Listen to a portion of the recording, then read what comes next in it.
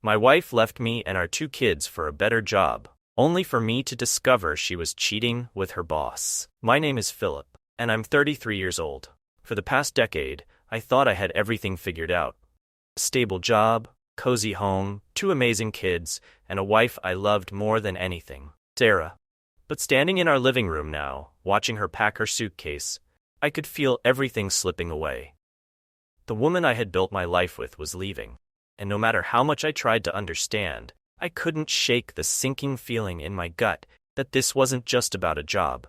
"Philip, we've talked about this," Sarah said softly, zipping up her bag. Her eyes, usually so warm, were cold with determination. "This opportunity, it's everything I've worked for. It's what I need to take my career to the next level." I wanted to believe her. I wanted to be the supportive husband who saw this as just another challenge we'd face together. But how could I, when she was moving to another city, miles away from me, from our kids? "I get it, Sarah," I said, forcing the words out. "I understand it's a big opportunity, but what about us? What about Lily and Ethan? They need you here." She sighed, and for a brief moment, I thought I saw a flicker of doubt in her eyes. "I'll still be here. It's just, for a little while, I'll visit as much as I can and we can talk every day." I shook my head, the weight of her words pressing down on me. "It's not the same, Sarah. We've built a life here. How are we supposed to keep things normal for the kids if you're gone half the time?" Lily and Ethan were playing quietly in the corner, unaware of the gravity of the situation. But soon enough, they would notice their mom wasn't there for bedtime stories or breakfast before school. They would start asking questions I didn't have the heart to answer. Sarah crossed her arms, frustration creeping into her voice. "I'm doing this for us, Philip. For our family. This job, it's going to help us in the long run. You know how hard I've worked for this." And that was the thing. I did know. I'd seen her put in long hours, take night classes, and do everything in her power to climb the corporate ladder. I was proud of her. So damn proud. But this felt like something else. Something more than just a career move. It felt like a decision that would change everything.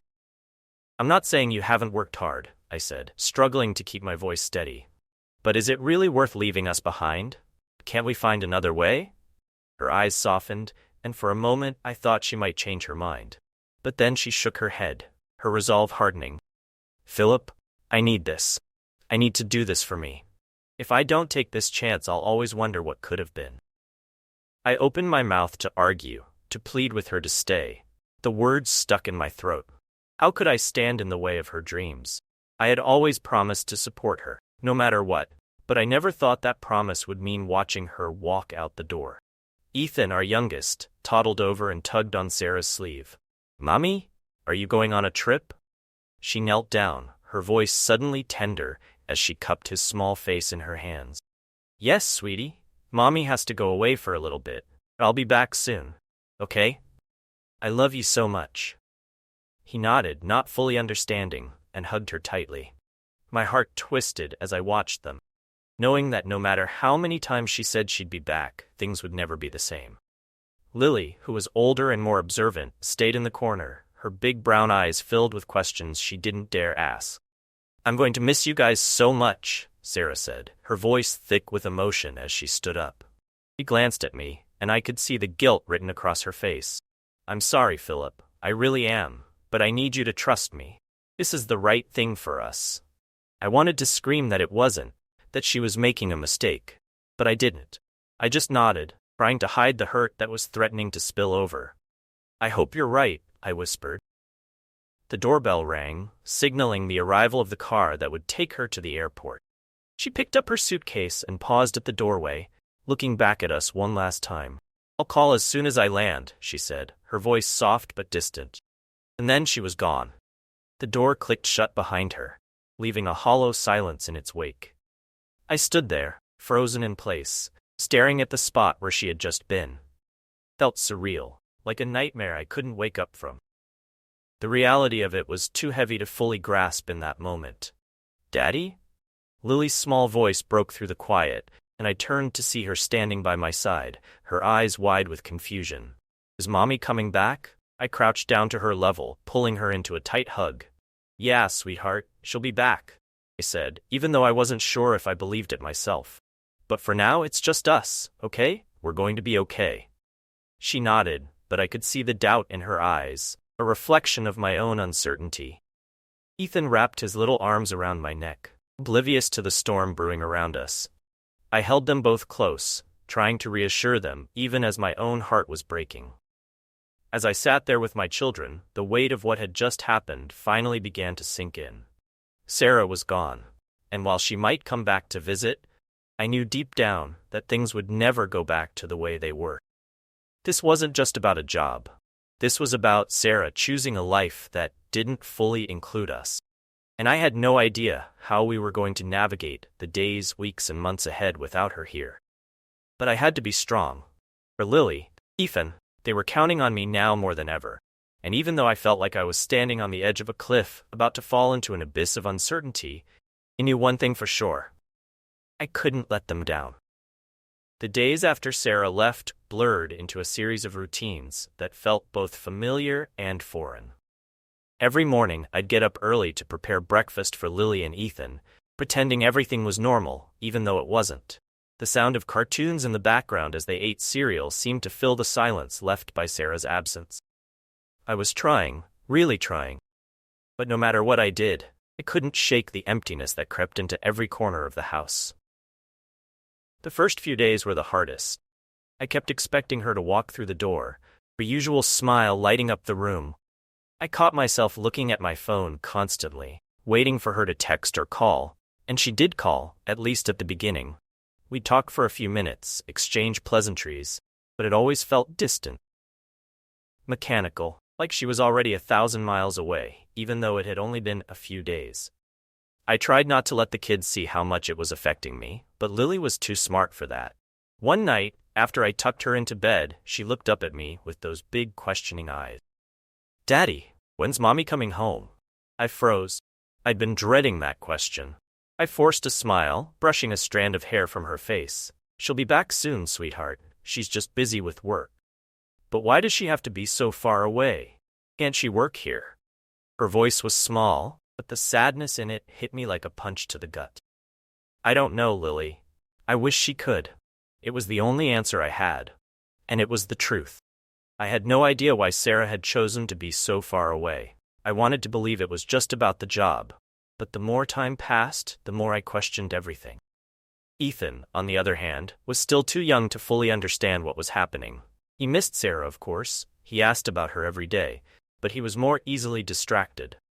A new toy, trip to the park, and for a little while he'd forget that his mom wasn't there. But then night would fall, and as I carried him to bed, he'd mumble in his half-asleep state, "Mommy? Where's Mommy?" I'd hold him a little tighter, the weight of his small body a reminder of the responsibility I now carried alone. "She'll be back soon, buddy, I promise." But each time I said it, the words felt emptier. The loneliness gnawed at me, growing with each passing day. The house was too quiet at night. I'd lie awake, staring at the ceiling, the space beside me cold and empty. The loneliness was suffocating. I missed her so much it hurt, physically hurt. But it wasn't just the absence of her presence. It was the absence of what we once had.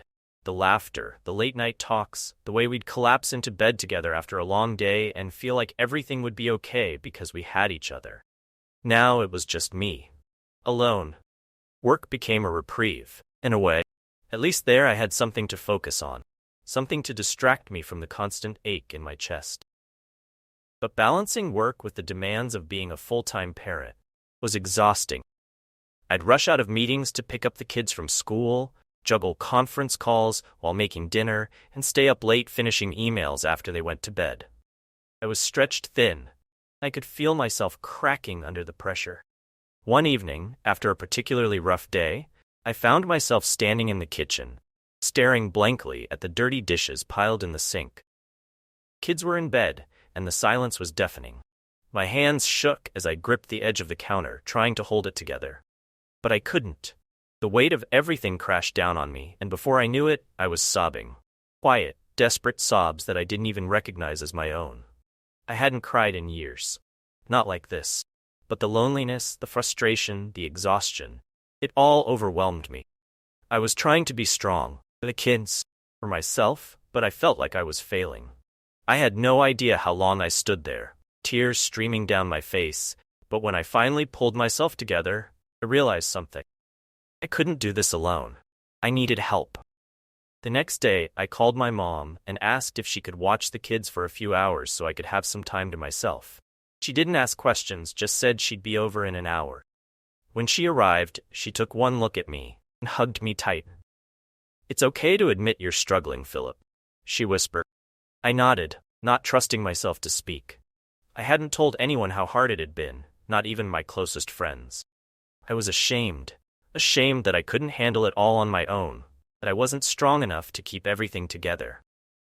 But as I sat alone in a quiet cafe that afternoon, sipping a cup of coffee, I realized that maybe I didn't have to be strong all the time. Maybe it was okay to admit that I was falling apart. That evening, when I picked the kids up from my mom's, I felt a little lighter. Not much, but enough. Enough to know that I wasn't completely alone in this. The days continued to stretch on, and though the routine was grueling, I found small moments of joy. Ethan's giggles as he chased the dog around the yard, Lily's proud smile when she showed me the art project she'd made at school. Those moments reminded me why I was fighting so hard to keep it all together. For them. But even in those moments, there was always an emptiness, a hollow space where Sarah should have been. And the more time that passed, the more I began to question whether she would ever come back, whether she even wanted to. Her calls became less frequent. The excuses piled up, late meetings, early mornings, too tired to talk. And when we did talk, it felt like I was speaking to a stranger. I asked her about her job, about how she was adjusting to the new city, and she answered with a monotone that made my heart sink. There was no warmth, no connection. One night, after putting the kids to bed, I finally asked the question that had been eating away at me. "Sarah, are you happy there?" There was a long pause on the other end of the line. "I don't know, Philip," she said quietly.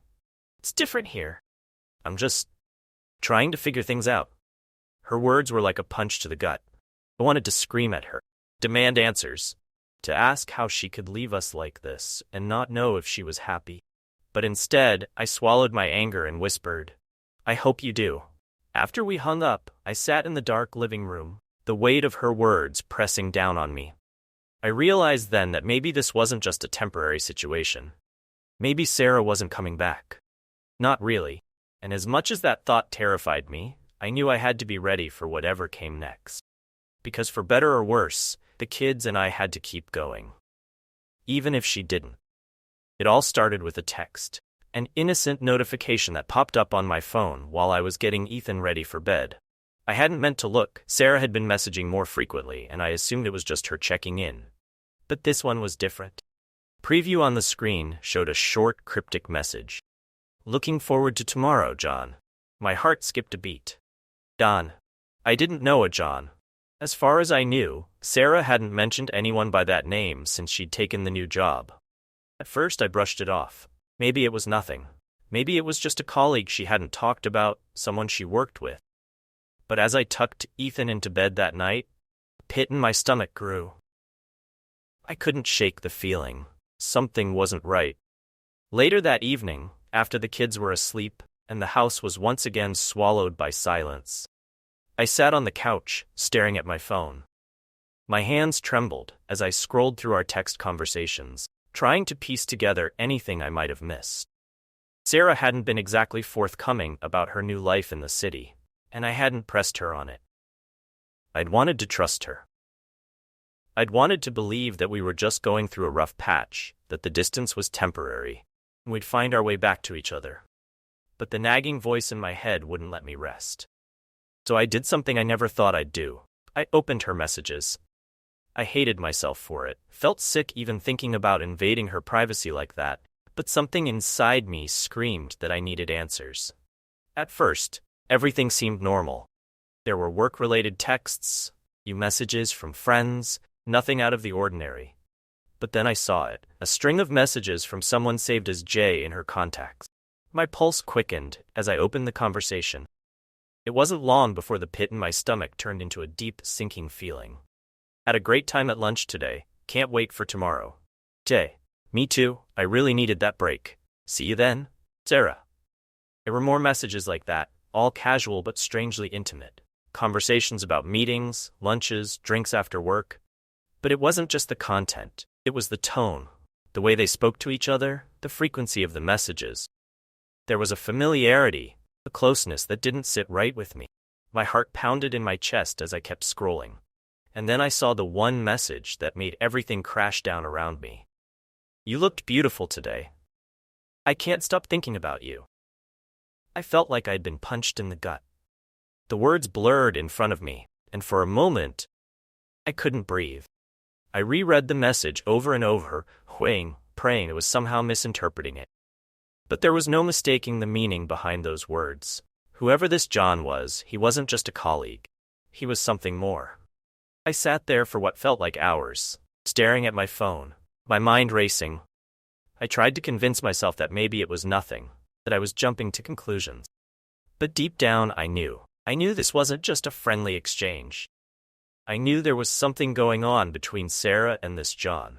The next few days were torture. I couldn't look at my phone without feeling a knot in my stomach. Every time Sarah texted, I wondered if she was really talking to me, or if she was thinking about him. I wanted to confront her, to ask her outright what was going on. But I couldn't. I was afraid of what she might say. Afraid that my worst fears would be confirmed. Instead, I started paying closer attention to everything she said. I asked more questions about her job, about her coworkers, about how she was spending her time. And the more I asked, the more vague her answers became. She brushed off my questions with short, clipped responses. "Work's fine.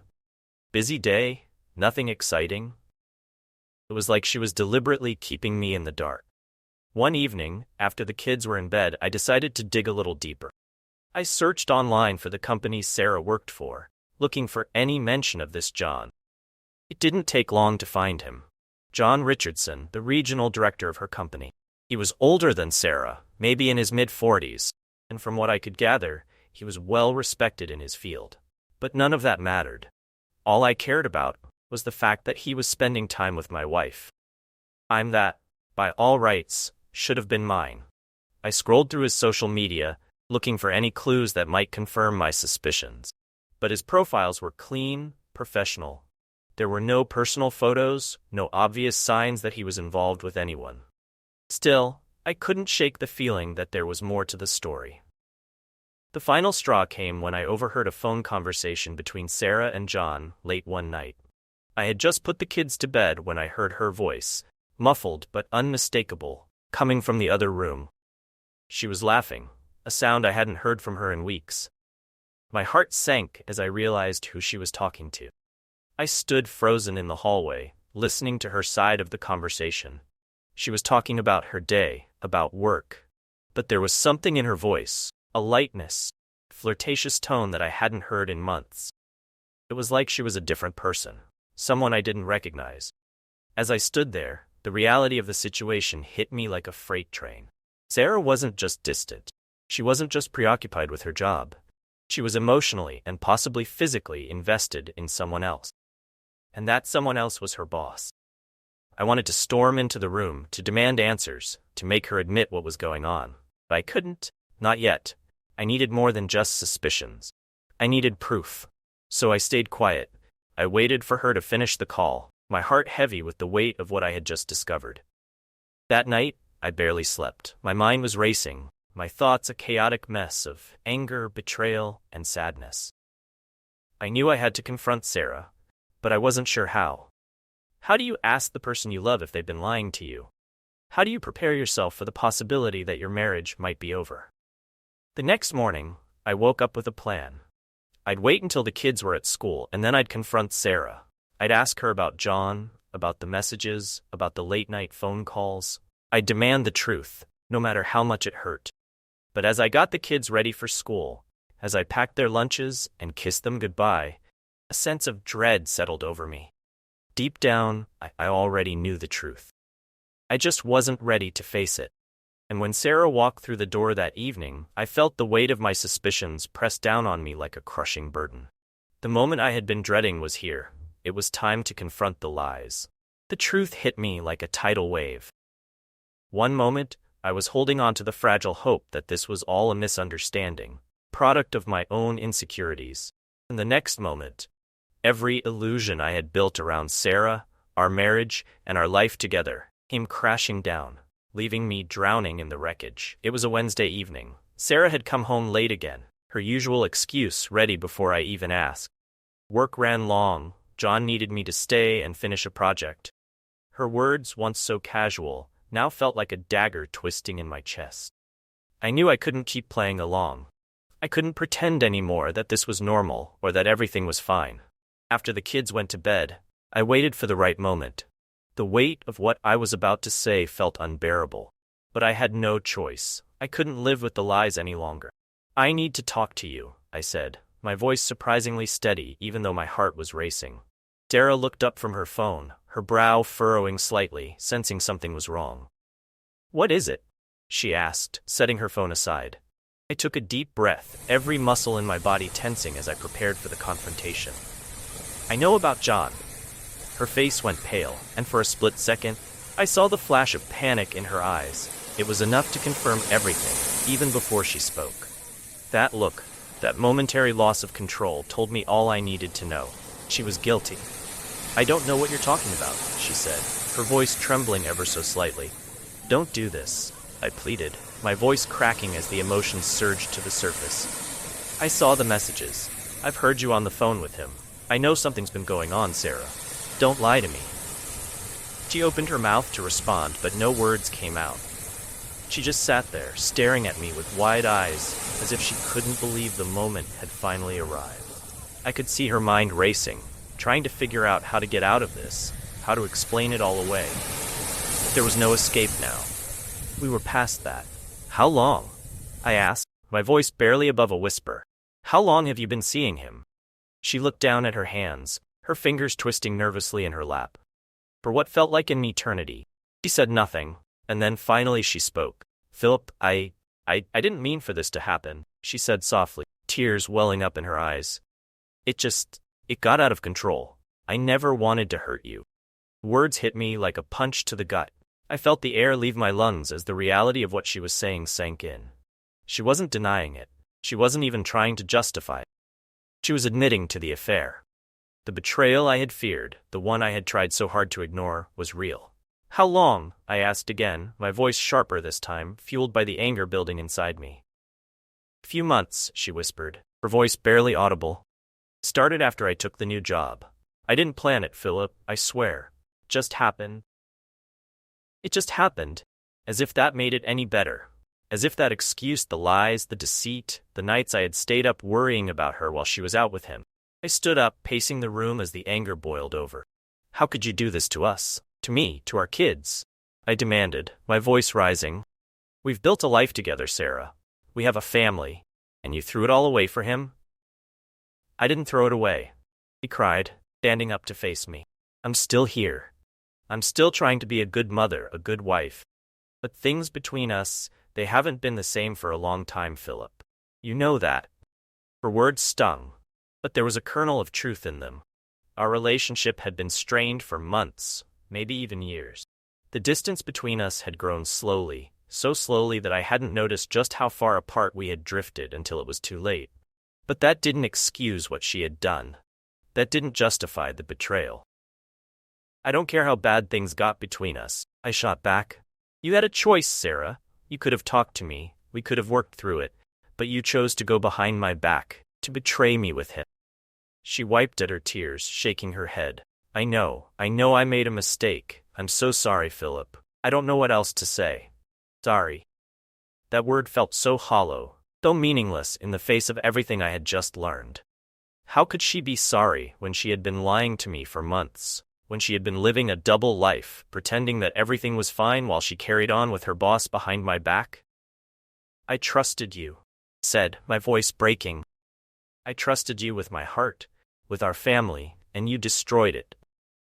Her tears flowed freely now, and for a brief moment I saw the woman I had fallen in love with all those years ago. The woman I had built a life with, raised children with. The woman who had once promised to love me, to be faithful to me, until death did us part. But that woman was gone. In her place was a stranger, someone I no longer recognized. Someone who had chosen another man over me. I don't know how we come back from this, I said, my voice barely above a whisper. I don't want to lose you. She sobbed. I love you, Philip. I made a terrible mistake, but I love you. Please don't leave me. I wanted to believe her. I wanted to believe that we could somehow fix this, that we could find a way to rebuild what had been broken. But the pain was too deep, the wound too raw. Every time I looked at her, all I could see was the betrayal. The nights she had spent with him, the lies she had told me. I don't know if I can ever trust you again, I said, my voice trembling with emotion. And without trust, what do we have? She didn't answer. She just stood there, sobbing quietly, as the weight of our shattered marriage hung heavy between us. I knew what I had to do. As much as it broke my heart, as much as I still loved her, I couldn't stay. Not after everything she had done. I couldn't be the man who forgave and pretended like everything would be okay. Because it wouldn't be. Not now. Maybe not ever. I need time, I said finally, my voice steadying. I need to figure out what comes next. But for now, I can't be here. With that, I turned and walked out of the room, leaving Sarah standing alone in the wreckage of our marriage. Pain was unbearable. But in that moment, I knew it was the only choice I had left. Chapter 5. The Road to Healing. In the days that followed the confrontation with Sarah, I found myself in a kind of numbness. The shock and devastation of her betrayal had left me reeling. But now that the decision had been made, there was no going back. We were done, and the weight of that finality pressed down on me like an anchor. But in the quiet moments when the kids were asleep, and I was left alone with my thoughts, I realized that I had two choices. I could let this pain consume me, or I could start picking up the pieces and build something new out of the rubble. The first few weeks were the hardest. Every corner of the house was a reminder of what we once had. The laughter we shared, plans we made, the life we built, everything was soaked in memories. And yet it felt as if I was living in someone else's story. A ghost haunting the remnants of a life that had slipped through my fingers. Kids, of course, made it easier and harder all at once. They didn't fully understand what had happened. How could they? They just knew that their mom wasn't home anymore, and that something had shifted in the air. I tried my best to shield them from the mess of it all, to keep things as normal as possible for their sake. But there were nights when they asked me why mommy wasn't coming home. And no matter how I tried to explain it, their innocent questions cut deep. One night, after tucking them in, I sat on the edge of my bed and let the weight of it all hit me. The silence in the house was deafening. It was in those moments that the loneliness crept in, wrapping itself around me like a thick fog. I had lost not just my wife, but the future I thought we had. And as much as I wanted to stay strong for the kids, I had to admit to myself that I was hurting. Badly. But as the days turned into weeks, something shifted. It wasn't a grand moment of revelation, no sudden epiphany. It was more like the slow dawning of a new day. Faint glimmer of light pushing through the darkness. I realized that while Sarah's betrayal had shattered my world, it hadn't destroyed me. I was still here. I was still standing, and for the sake of my children, for my own sake, I had to keep going. The first step was acceptance. I had to accept that our marriage was over, that the life I thought I had was gone. Holding on to the past, clinging to what might have been, wasn't going to change anything. It would only keep me trapped in a cycle of pain and regret. So I made the decision to let go, not of the love I once had for Sarah, but of the hurt she had caused. It wasn't easy, and it didn't happen overnight. Little by little, I began to release the bitterness that had taken root in my heart. Next came the healing. It wasn't a linear process. Some days were better than others. Some days I felt like I was making progress, like I was finding my footing again. Other days the grief would hit me out of nowhere, and I'd feel like I was back at square one. Through it all, I kept moving forward. I sought out therapy, not just for myself, for the kids as well. I knew they needed a space to process everything, just as I did. Therapy helped me unravel the tangled mess of emotions I had been carrying. It gave me the tools to not only heal, but to rebuild. I learned to forgive, not because Sarah deserved it, because I deserved peace. Holding on to the anger and resentment wasn't going to help me or my children. Letting go didn't mean forgetting, but it did mean freeing myself from the burden of the past. As the months passed, I began to find a new rhythm. I threw myself into my work, but more importantly, I focused on being the best father I could be. Kids became my anchor, my reason for pushing through the hard days. I wanted them to grow up in an environment filled with love and stability, even if that meant it was just the three of us now. I also started leaning on the people around me more. My parents, my friends, they had been there all along, offering their support, but I had been too lost in my own pain to fully accept it. Now, I let them in. I allowed myself to be vulnerable, ask for help when I needed it. I realized that I didn't have to do this alone, and slowly, very slowly, the light began to return to my life. It wasn't the blinding brightness of the life I once had, but a softer, more resilient light. One that came from within me, from the strength I had found in the aftermath of the storm. There were moments of joy again. Simple moments, like playing with the kids at the park, or cooking dinner together on a quiet evening. I stopped waiting for some grand life-altering moment to signify that I had healed, and instead, I found peace in the little things. The laughter of my children, the warmth of the sun on my face, feeling of moving forward, step by step. As for Sarah, we kept things civil for the sake of the kids. She stayed in their lives, and while I would never be able to fully forget what she had done, I learned to co-parent with her. It wasn't easy, and there were times when the old wounds would reopen, but I stayed focused on what mattered most, the well-being of our children. Looking back now, I realize that this chapter of my life, this painful, heart-wrenching chapter, wasn't the end. It was just the beginning of something new. A new life, a new version of myself. I had been broken, but I wasn't beyond repair. I had learned to live with the cracks, find beauty in the resilience that came from surviving something so devastating. The road to healing wasn't smooth, and it wasn't quick, but it was mine. I had walked it, step by step, and emerged on the other side stronger, wiser, and more compassionate, both toward myself and others. And now, as I look into the future, I see not the remnants of a shattered past, but the promise of new beginnings. Of a life rebuilt, not in spite of the pain, but because of it. And for that, I am grateful. Thank you for watching. Don't forget to like, subscribe, and hit the notification bell so you never miss our next video. See you next time.